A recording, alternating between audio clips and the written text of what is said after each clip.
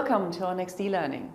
In today's lesson, we will be looking at some of the typical metrics on our various campaign types here at EIMS. I'm Patricia Meyer and I'm a Senior Campaign Manager and in charge of the training and upskill of the CMs here at EIMS. Okay, first things first. Here is an explanation of today's topic. We want to give you a basic overview of the differences in project types and, as a result, the different metrics we want to look out for. We won't go into the very last detail of every project type. The service journeys will help you with this. But for now, you should have a good understanding of the differences of measurements and then draw your conclusions for your reporting. And as usual, let's see why this knowledge is important for you. First of all, you need a good understanding of the differences in project types. It will help you a lot when managing them. Then you need to understand the client focus, which metrics are important to track, and you will see that they can be quite different. And as a result, you will be able to make informed decisions about the setup and the reports aligned with the project type. So let me give you a simple example.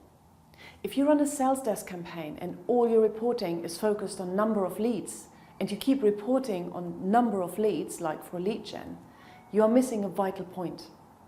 Sales desk is all about closed revenue and your client will not be primarily interested in lead numbers.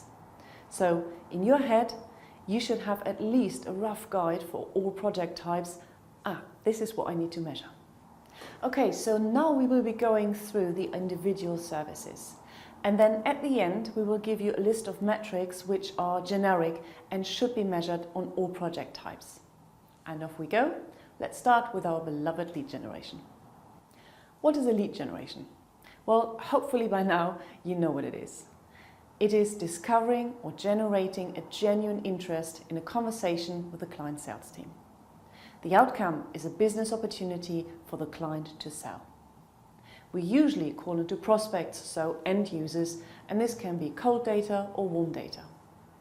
We generally distinguish two types of lead generation, our standard lead gen and the TLV model, so total lead value.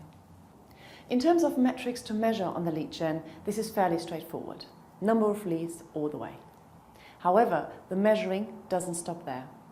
Further down the line, you want to keep an eye, first of all, on MQL to SAL to SQL, so marketing qualified to sales accepted to sales qualified. And then we want to see pipeline value and finally ROI, so return on investment. For the TLV model, the focus is more on the money side. We want to measure pipeline value created from EIMS leads. This is usually a mix between number of leads and total pipeline value. For example, the target is 50K pipeline and 3 leads per FTE per week. Then we want to keep an eye on the average deal size and if this is what we expected. And again, further down the line, you want to measure SAL to SQL and ROI. One variation of our lead gen we want to specifically highlight here, the calling on warm data. This can be, for example, event data or a list of people who have downloaded a brochure, without the campaign being a response management campaign. What we are talking about here is warm data as a top-up of your cold calling lead generation. Still, if you have regular warm data coming in, you want to keep those nicely separate. And on this warm data, we obviously also want to measure the number of leads and pipeline value created. But we also definitely want to check performance per data source. And that usually means performance per inbound activity. So, for example, how well is the data from a specific event performing? And by that, we usually mean conversion rate from completed record to lead, as well as the data quality. And on this inbound data, you will also find that the client wants to know about completion of inbound data. It is warm data which requires a quick follow-up, so the client wants to see how quickly we have dealt with this. And as before, further down the line, MQL to SAL to SQL, pipeline and ROI. Okay, so that was lead generation. Next, let's take a look at Web Leads Plus. What do we do on a Web Leads Plus campaign? Web Leads Plus means responding to hand raisers, so warm data, which are provided to EIMS through different publishers. They are purchase leads, so to speak. Those publishers run different activities, for example, white paper downloads on several websites prior to the EIMS calling. And the hand raisers who have responded to the activity and expressed an interest will get screened. And this cleansed set of leads will be passed to EIMS for follow-up. So we would call into a database of interested prospects, so warm data or hand raisers. The good news is we do have an EIMS standard calling system for this project type with a beautiful set of standard reports. Here is what we should typically look out for. Number one, very similar to lead generation and TLV, are the opportunities and pipeline value generated from the leads. Then we also want to keep an eye on breakdown or conversion per asset type. So for example, which white paper has performed better? Also interesting to see is a breakdown or the conversion per publisher. And obviously we want to show the performance per lead source, so per marketing activity. So for example, white paper downloads versus website banners. Here we want to look at conversion rate as well as data quality. And because we are working on warm leads and a rapid follow-up is important, we also want to see the average duration in progress. So how many days until a record was touched and how many days until it was completed. So we've talked quite a bit now about warm or inbound data. Let's come to the ultimate campaign type for warm data, the response management, or short RMT. RMT means handling inbound inquiries the client has generated. For example, a call me form on their website or white paper downloads. Those responses usually have to be handled within a certain SLA. The EIMS activity consists of phoning the prospect within this SLA and qualifying business opportunities for the client. This can be again number of leads or pipeline value, and it is usually pipeline stretched over a certain number of leads. So we call into a database of incoming inquiries from a client website activity. Sometimes we also additionally respond to inquiries coming from other activities, for example client events, but this depends on the client and the project. So what would we typically measure on an RMT? Again, the obvious one, number of leads and pipeline value created. As mentioned, the pipeline value goes across the set of number of leads. Then most important are any SLAs. So how quick to touch an inquiry, the maximum time in progress, records untouched. Those are standard ones really. You might also want to check the average duration from received to complete. One metric is paramount for an RMT campaign, and this is your data forecast.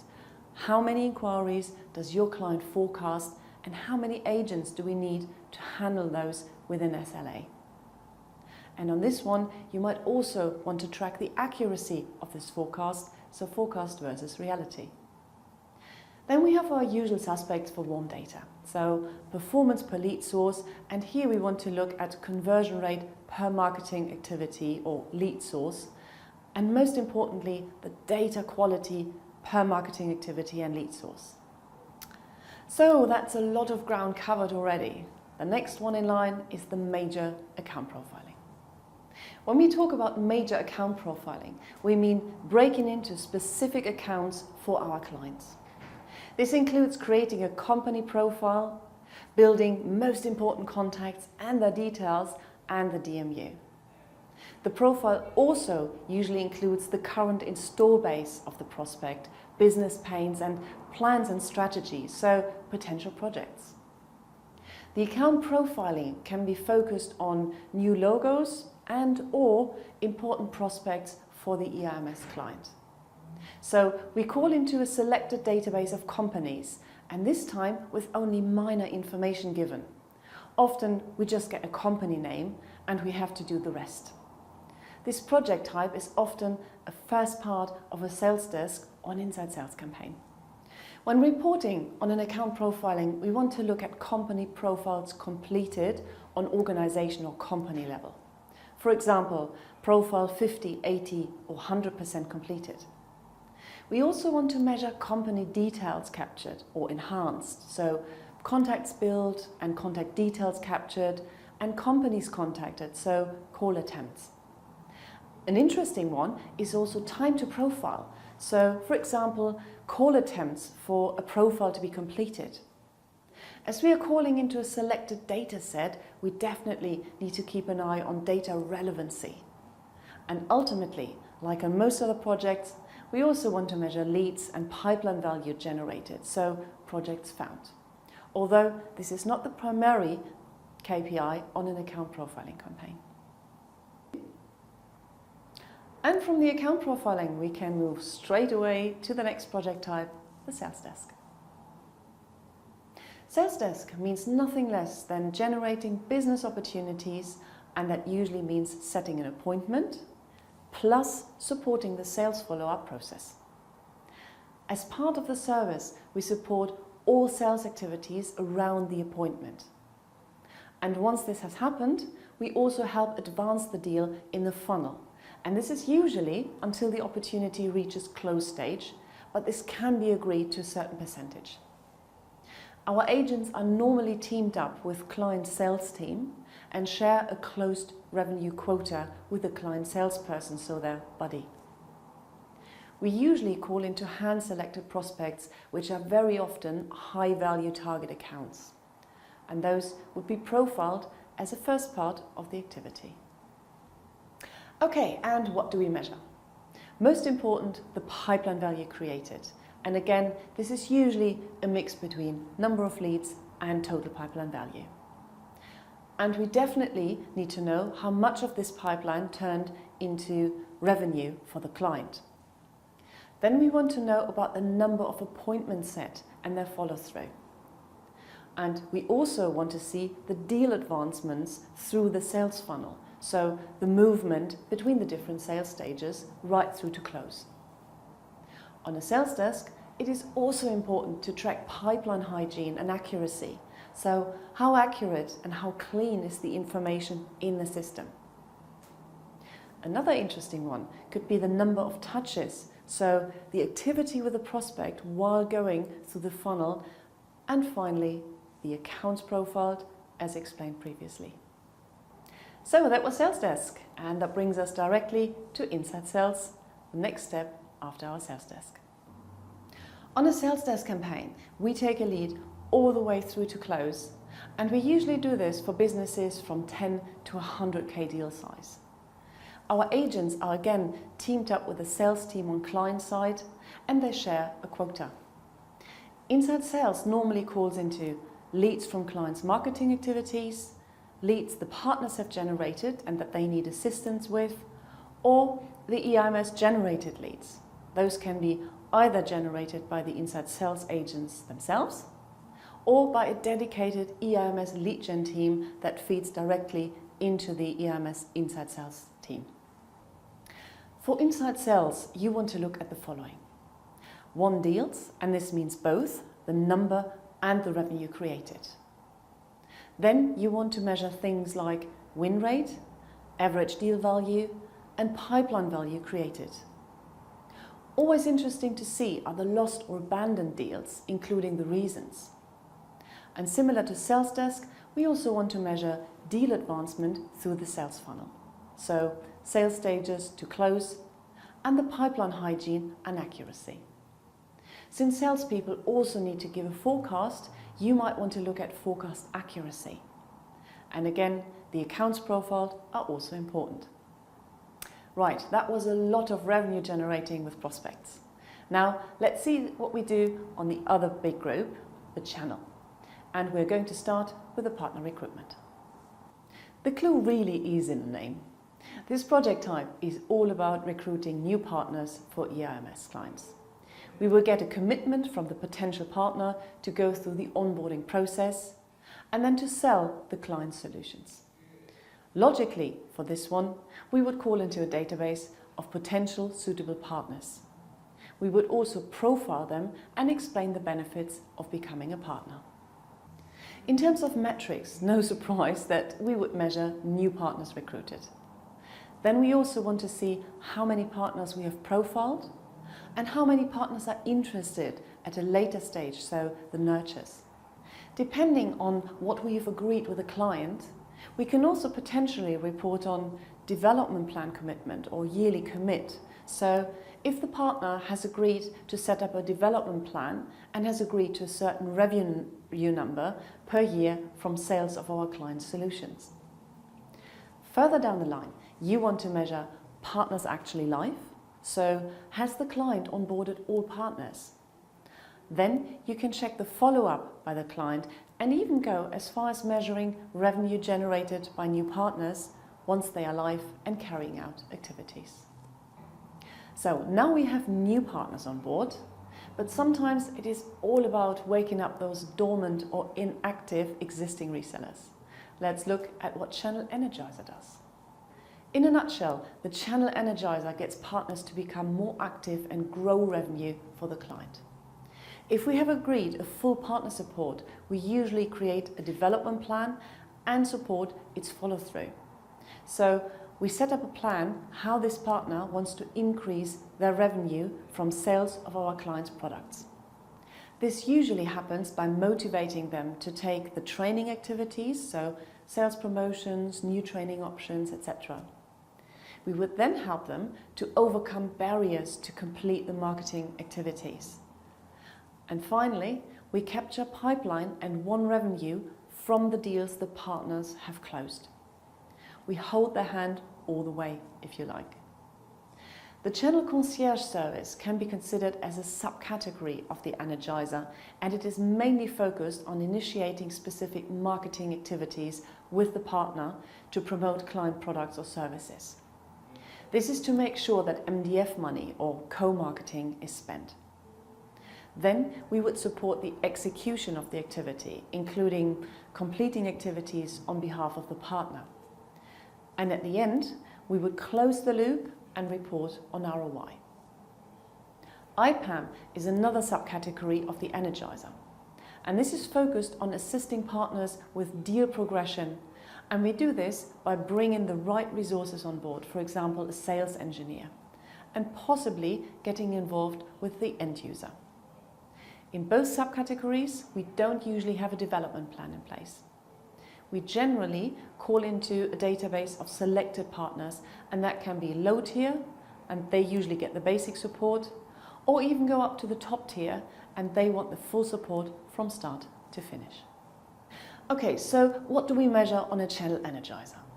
First of all, percentage of growth in the managed partner community, and then incremental revenue in hard-earned cash, comparing the same set of partners. We also want to report on partner satisfaction with the program, as well as the number and stages of development plans created and executed, including the follow-through. We also want to be able to measure partner activities initiated and partner activities executed or completed. And I would probably add a report on percentage of increase in those activities to prove how EAMS has helped get those partners active. Closed loop feedback collected is also a good one to keep an eye on. For the IPAM activity, you want to measure the deal advancements with the help of EAMS and how this is different to the ones without EAMS support. And finally, partner ROI from activities. You definitely want to report on pipeline and revenue from the activities that we have accompanied. Okay, so now our channel is enhanced and active, but it doesn't stop there. We have another variation of our work with the channel, and that's the enablement. Let's take a look. In the channel enablement, we get partners to execute the training activities. For example, get trained on a specific sales promotion, go through new training options, or upskill themselves. So we would support them through the training, and this is usually driven by a specific activity or promotion that the client wants to run. In some cases, we would also help with the onboarding process. For this activity, no surprise, we call into a database of selected partners. In terms of metrics to measure, we want to first of all see the number of partners engaged with the EIMS, and obviously the number of activities. For the activities, it is useful to distinguish the ones planned and the ones completed. And while you measure those activities, always keep an eye on the increase in this number. Since we want to see how the partners progress, a good metric is also the movement or the advancement of activities. So from, yes, I want to do this, all the way through to, I've done it. And this time, including all the stages in between. Like this, you can also establish if certain partners have a tendency to get stuck at a certain stage of the process. And then from there, you can suggest to implement something that might help them take this all the way to the end. And finally, also no surprise, you want to report on pipeline and revenue increase since we started enabling those partners. So by how much has the sales revenue for those partners increased thanks to our help? So this should give you a good overview of our channel projects. One generic project type for all customer types, which we don't run very often these days, but we still wanted to include, and that's the Event Boost. When we run an event boost for a client, we contact potential event attendees to make them aware of an event the client is running. So our main outcome is to get a commitment to attend. We usually call into a client-defined set of data where they expect an interest in their event. For example, recipients of an email blast announcing the event. Event boosts are usually run in two phases. Phase number 1 consists of generating an initial interest, so yes, I want to attend. Phase 2 is focused on getting confirmation from the initial interests that they will still attend. Phase 2 usually runs a few days before the event, a short and sharp, hey, are you definitely still coming type of conversation. The obvious metric to measure here is event attendees generated, and that applies to both phases, so initial interest and attendance confirmed. But you also want to chase the client on actual attendance. It is also important to see the conversion from interest to confirmed to attended. Interesting for the client to see are the reasons for no interest or for the initial interest cancelled. It can happen that a prospect changes their minds, so the reason is a good information for the client. Then we want to check data relevancy, and that should focus on the question if the data is the right target for the event, or if the client needs to change their approach for the next event. And finally, the nurtures can also be good to show. The prospects who are interested in future events. You should obviously check all leads found while talking to the prospects. However, please make it clear that the primary KPI for an event boost is not number of leads, it is and should remain a byproduct. And finally, the latest addition to the portfolio, social media. When we talk about social media as a project type, we mean building a bespoke list using social media. So, for example, LinkedIn. This is usually an activity prior to or complementing a campaign. We can split this into two types. So one is the key account targeting, which means building organizations and a DMU with the help of social channels. The other variation is propensity modeling.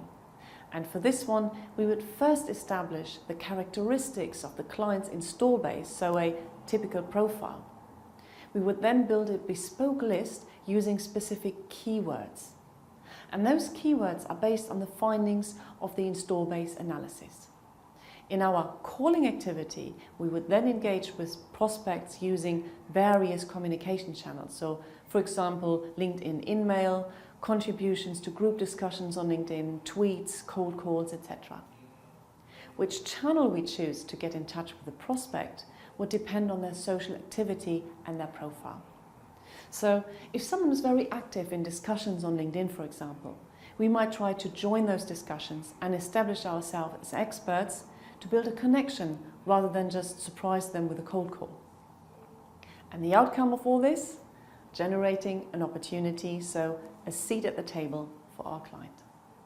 So far, so good. And what are the metrics we want to see from this? Well, while we are building the list, the cost per record built is always an important one. So how quickly have we built those records? Then we want to be able to track social activity through to seat at the table, meaning how long before the client can engage in a sales conversation with the prospect. And how many social activities and engagements and where were they necessary? Bear in mind that this is a very custom approach to generating a demand with a prospect, going through various channels and potentially over a longer stretch of time. So those two are good to look at. The end result should always be the opportunity for our client to sell. Then you also want to look at engagement per social channel as a measurable, and then at our usual metrics, conversion rates and completes.